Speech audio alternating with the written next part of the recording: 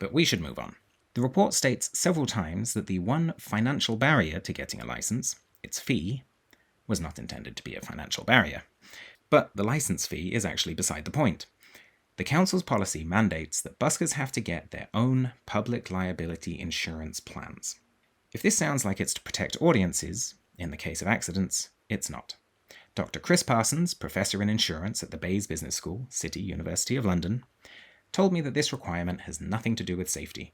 He explained that normally, when buskers are out there by themselves, they're responsible for what happens on pitch. If someone gets hurt, the busker is, of course, liable.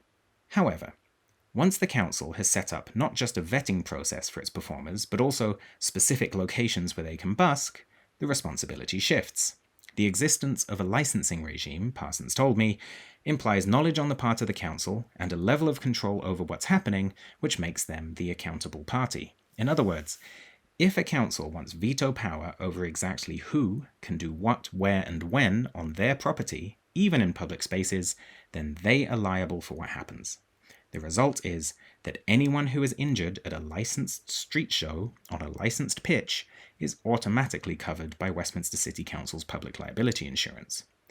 So, the busker isn't getting PLI to benefit their audience. However, they're also not getting PLI to benefit the council. I asked Dr. Parsons whether buskers might be forced to get their own PLI policies to stop the council's insurer from raising the council's premiums. After all, if the council is now liable for what happens at street shows, that increases the risk to the council's insurer, who might then be incentivized to increase costs. Dr. Parsons was not convinced, telling me, big councils have such a wide range of potentially massive liabilities arising from their multifarious activities – schools, housing, social services, highways, waste and environmental management, parks, playgrounds, etc. – that the presence or absence of a few buskers, licensed or not, would make precious little difference to the premiums they pay. In other words, the injured party, busker, and council would already be covered by the council's insurance plan, and the insurer wouldn't care about a few street shows. Forcing buskers to get a costly PLI policy... Wait, hold on.